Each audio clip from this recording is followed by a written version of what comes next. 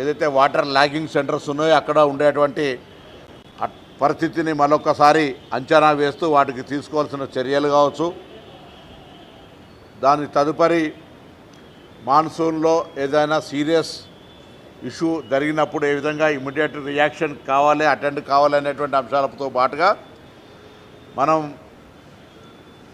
ఈ వాతావరణ మార్పు ఎండాకాలం నుంచి వర్షాకాలంకి వస్తున్నటువంటి సందర్భంలో ఆరోగ్యానికి సంబంధించిన అంశంలో అన్ని బస్తీ దవాఖానాలు అప్డేట్ పనిచేయాలని జిహెచ్ఎంసీలో పనిచేస్తున్నటువంటి వివిధ హోదాల్లో ఉన్న 150 అధికారులు స్వయంగా 150 బస్తీ దవాఖానాలను సందర్శించి అక్కడ ఉండబడేటువంటి హాస్పిటల్ను కూడా మరి పరిశీలన చేసి అందుకు అక్కడ ప్రజలకు అందుబాటులో ఉండే విధంగా తగిన అవసరాలను తీర్చే విధంగా చర్యలు తీసుకుంటారు.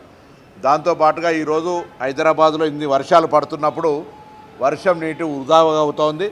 ప్రత్యేకించి ఒక డ్రైవ్ చేసి అబో 500 కానీ దానిపైన ఉన్నటువంటి బిల్డప్ ఏరియా లేదా అపార్ట్మెంట్స్లో తప్పకుండా 2016 నుంచి చట్టంలో ఉంది. వాటర్ హార్వెస్టింగ్ పిట్ అనేది మ్యాండేటరీ.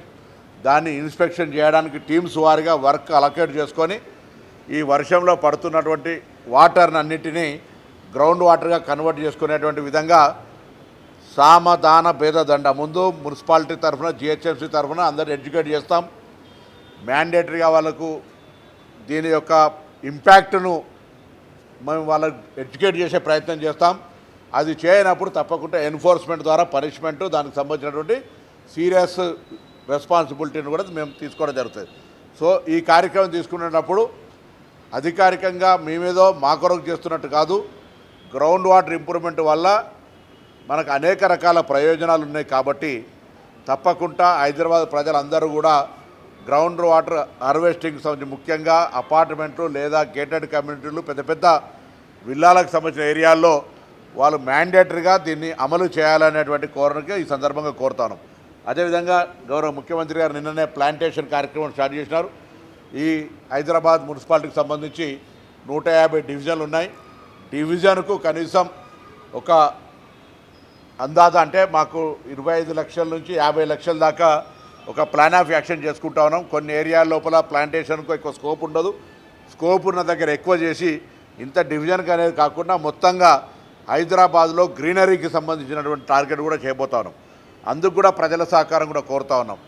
దీంతో పాటుగా హైదరాబాదుకు సంబంధించినటువంటి శానిటేషన్ ఇష్యూ కావచ్చు, లేకపోతే ప్రత్యేకించి గ్రామీణ ప్రాంతాల్లో మహిళలంతా మరి మహిళా సంఘాల్లో సభ్యులుగా ఉండి పావలా వడ్డీని వినియోగించుకొని స్వయం సహాయకంగా వాళ్ళు ఎదిగే విధంగా గ్రామీణ ప్రాంతాల్లో చాలా పురోగతి కనపడుతూ ఉంది. హైదరాబాదులో మహిళా సంఘాలకు సంబంధించినటువంటి సంఖ్య చాలా తక్కువగా ఉంది. దాన్ని ప్రత్యేక డ్రైవ్ తీసుకొని హైదరాబాదును టార్గెట్ చేసుకొని 18 సంవత్సరాలు పైబడ్డ మహిళలందరినీ సభ్యులుగా చేర్పించేటువంటి కార్యక్రమం తీసుకుంటా ఉన్నాం. తీసుకోవడమే కాక వాళ్ళకు అవసరమైన శిక్షణలు సెట్విన్ ద్వారా కానీ ఇతరత్ర ఇచ్చి బ్యాంకింగ్ తోటి కోఆర్డినేట్ చేసి సెల్ఫ్ ఎంప్లాయ్మెంట్ కింద వాళ్ళకి లోన్లు ఇప్పించి వడ్డీ లేని రుణాల కింద ఇవ్వడంతో పాటుగా ఆర్టీసీ బస్సులు అర్బన్ మహిళా సంఘాలకు కూడా ఇచ్చే విధంగా ఎవరైతే ఇప్పటికే ఆపరేషనల్లా కొంత స్టార్ ర్యాంకింగ్ తోటి వాళ్ళు బ్యాంకింగ్ టైప్ తోటి రెగ్యులర్ పేమెంట్ ఉన్నటువంటి ఎలిజిబిలిటీ ఉన్నదో వాళ్ళకు కూడా ఆర్టీసీ బస్సులు ఇవ్వడానికి నిర్ణయం చేస్తూ ఉన్నాం. అది కాక ఇందిరమ్మ క్యాంటీన్లు కావచ్చు, లేదా పెట్రోల్ బంకులు కావచ్చు, ఇతరత్ర తోపుడు మన ఫిష్ స్టాల్స్ కావచ్చు, ఇతరత్ర హైదరాబాద్ అనేటువంటిది అనేక ఉపాధి కల్పన కోసం వచ్చేటువంటి వేదిక. ఇక్కడ అనేక రకాల వ్యాపారాలు చేసుకోవడం ద్వారా బతకడానికి అవకాశం ఉన్నటువంటి ఈ ప్రాంతంలో మహిళా సంఘాల భాగస్వామ్యం చేసి ఆర్థిక స్వావలంబన వైపు తీసుకుపోవాలనేది ఒక ప్రత్యేక ప్రణాళిక తీసుకొని పోతాను. ఈ విధంగా కొన్ని జరిగే కార్యక్రమాల్లో ప్రభుత్వము, ప్రజాపాలన ప్రభుత్వం, నగరాల అభివృద్ధికి సంబంధించి ఇన్ఫ్రాస్ట్రక్చర్ ఇప్పటికే మేము చూస్తూ ఉన్నాం. ప్రతి దగ్గర కూడా ట్రాఫిక్ జామ్ ఉండేటువంటి ఏరియా లోపల ఆల్టర్నేట్ ఫ్లైఓవర్స్ కావచ్చు, లేకపోతే లో లెవెల్ కావచ్చు, ఏదో ఒక కార్యక్రమం ద్వారా మరి ప్రయాణికులకు ఇబ్బంది లేకుండా చేసే ప్రయత్నం చేస్తున్నాం. ఈ సందర్భంలో ఇటువంటి సోషల్ యాక్టివిటీస్ లేదా క్లీన్ అండ్ గ్రీన్ ఉండే విధంగా అర్బన్ ఛాలెంజ్ను తీసుకొని అర్బన్ ఛాలెంజ్ ఫండ్స్ను వినియోగించుకోనో గవర్నమెంట్స్ తీసుకోనో ఇవన్నీ కార్యక్రమాలు చేసే ఆలోచనతో అలా అన్ని విభాగాలకు సంబంధించిన ఒక సమీక్ష చేయడం జరిగింది. తప్పకుండా అందరికీ బాధ్యతల్ని భాగస్వాములు చేసి ప్రజలకు ఎటువంటి ఇబ్బంది లేకుండా ఉండే చూసే విధంగా జిహెచ్ఎంసీని మరి ముందుకు తీసుకుపోయేటట్టుగా ప్రణాళిక చేయడం జరిగింది.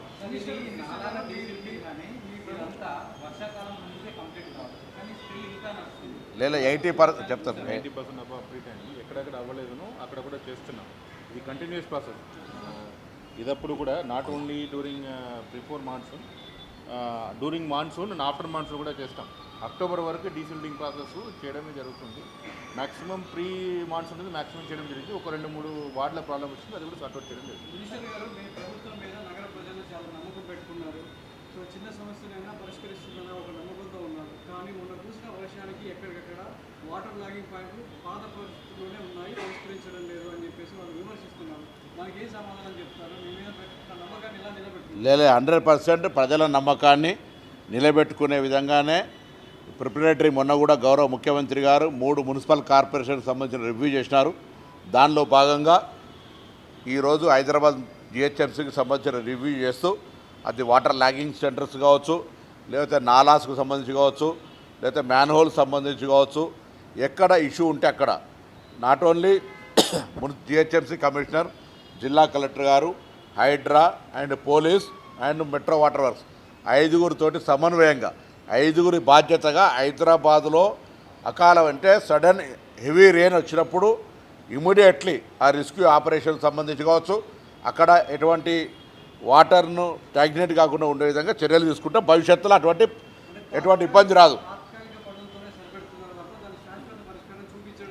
అట్లా ఏం లేదు, తాత్కాలిక పనిగా ఇప్పుడు మీరు చూసినారు లేక్ వ్యూ గెస్ట్ హౌస్ దగ్గర కావచ్చు, లేకపోతే మా ట్రాన్స్పోర్ట్ ఆఫీస్ దగ్గర కావచ్చు, ఇంకొకక్కడ షేర్లింగం, ఇవన్నీ కూడా చేస్తూ ఉన్నాం.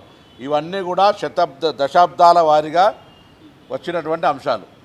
హైదరాబాద్లో ఆనాడు కట్టినటువంటి డ్రైనేజ్ సిస్టము కొంత జనాభా కోసం ఉండే, దాని తర్వాత పెరుగుతున్న దానికి అనుగుణంగా ఉన్నటువంటి ఇబ్బందులు ఎక్స్పాన్షన్ అనేది కొంత ఇబ్బంది అవుతుంది. అందుకే మేము ప్రజల భాగస్వామ్యం కోరుతా ఉన్నాం. వర్షాలు పడ్డ తర్వాత వర్షం నీళ్ళను మాత్రం తనకు అవసరం లేదన్నట్టుగా వదిలిపెట్టేటువంటి ఇంటి యజమానులను కోరుతా ఉన్నాం. అట్లీస్ట్ ఆ వర్షం నీళ్ళను వీలైనంత వరకు నీ ఇంటి దగ్గరనే గ్రౌండ్ వాటర్ చేసుకుంటే ఫ్లోరైడ్ రహిత వాటర్ను నీ బోర్ నుంచి తీసుకోవడానికి అవకాశం ఉంటుంది. ఇది నేను చెప్తే బాగానే చెప్పిర్లే మంత్రి గారు సలహా అనుకున్నా, ఇది రేపు భవిష్యత్తు తరానికి అవసరం. మీరు ఇచ్చేటువంటి గిఫ్ట్ ఇప్పుడు ఎయిర్ ఇండెక్స్ క్వాలిటీ మెయింటైన్ చేయాలన్నా, లేకపోతే హైదరాబాద్ నగరం ఒక రీజనబుల్గా ఇక్కడ రెసిడెంట్గా ఉండడానికి భౌగోళిక పరిస్థితి, వాతావరణ పరిస్థితి బాగున్నదాన్ని కాపాడేటువంటి బాధ్యత భావితరంకు సంబంధించినటువంటి హ్యాపీగా ఇక్కడ మూవ్మెంట్ చేయాలంటే మనందరం రెస్పాన్సిబిలిటీ. అందుకే గవర్నమెంట్ చేయగలిగినంత చేస్తున్నా. ఇప్పుడు ఉదాహరణ నాలాలు, చాలా సందర్భాల్లో నాలాలు తిరిగేటప్పుడు వాళ్ళ ఇంట్లోనే వేస్టేజ్ ఈవెన్ బెడ్స్ తీసుకొచ్చి నాలాలు వేసిపోతూ ఉంటారు, నాలాలు స్టాగ్నేట్ అవుతాయి. ఇది ఓన్లీ గవర్నమెంట్ రెస్పాన్సిబిలిటీ కాదు, మనం మిమ్మల్ని అందరూ కూడా కోరుతా ఉన్నా పబ్లిక్ భాగస్వామ్యం. అటువంటి వాళ్ళ మీద వాళ్ళే ఇన్ఫర్మేషన్ ఇచ్చి పనిష్మెంట్ ఇవ్వాలి. కొంత నాలాలను కాపాడుకునే బాధ్యత కూడా మనదే కదా. దాని నాలా infrastructure prepared for some population, no it was increase like anything. ఇప్పుడు మనం తీసుకుంటే హైదరాబాద్ మైగ్రేషన్ ఏ విధంగా పెరుగుతుందంటే ఆ విధంగా పెరుగుతుంది. పెరుగుతున్న అవసరాలకు అనుగుణంగా గత పాలకులుగా మనం చూస్తూ ఉన్నాం. ఎవరు క్రిటిసైజ్ చేసేది పాలిటిక్స్ కాదు. ఎమ్మెల్డీ వాటర్ మనకు హైదరాబాద్ వాటర్ సోర్స్ కావాలి. Krishna phase 1, phase 2, phase 3, Godavari phase 1, లేకపోతే మంజీరా, హిమాయత్ సాగర్ ఇవన్నీ. దాని తర్వాత కొత్త ఎక్కడ వాటర్ సోర్స్ క్రియేట్ కావాలి. ఇప్పుడు మళ్ళీ ప్లాన్ చేస్తున్నాం. అంటే రాబోయే కాలానికి ప్రణాళిక చేయడం కూడా ప్రభుత్వం ఒక ఆలోచన. ప్రజెంట్ ఉన్న సమస్యలు పరిష్కరిస్తూ భవిష్యత్తుకు సంబంధించి ప్రణాళిక చేసినప్పుడు ఇది నడుస్తుంది. ఇవన్నీ కూడా ఇప్పుడు ఉన్నటువంటి సమస్యలు తప్పకుండా గతం కంటే మెరుగ్గా పబ్లిక్ అప్రిషియేషన్ చేసుకునే విధంగా మా ప్రయత్నం కొనసాగితే అందరూ సహకరించాలని కోరుతా ఉన్నాం.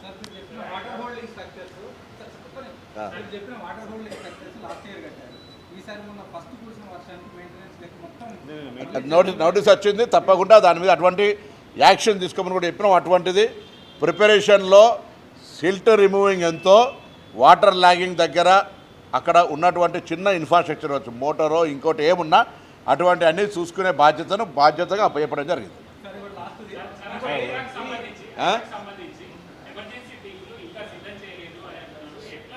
అన్నీ సిద్ధం ఉన్నాయి. నిన్న కూడా రెస్క్యూ టీమ్స్ నిన్నే వాళ్ళు మోటార్ బైక్స్ ఇచ్చి వాళ్ళంత పెద్ద వీడియో కవరేజ్ చేస్తుంటే దాన్ని కూడా డిసెంట్రలైజ్ హైడ్రాను కూడా మున్సిపాలిటీ స్థాయిలో ఒక్కొక్క బాధ్యతలు పెట్టి ప్రతిదీ అక్కడికే కాకుండా కింది స్థాయిలో కూడా చేస్తాం. మేమందరిని కూడా మరొకసారి కోరుతా ఉన్నాం, అందరి సహకారం అవసరం. హైదరాబాద్ నగరం బాగుండి ప్రజలకు సంబంధించి ఎక్కడ ఇబ్బందులు రావద్దంటే నేను అందరూ సహకారం కోరుతాను. మా తరఫున బాధ్యతారహితంగా మేము ఉండేది ప్రశ్నలు ఎవరున్నా ఏ సమస్య ఉంటే దయచేసి తీసుకొచ్చి చెప్పండి. సరే ట్రంప్ రోడ్ మీద వివాదం అయితే అది ఆ రోడ్డు ఇక్కడ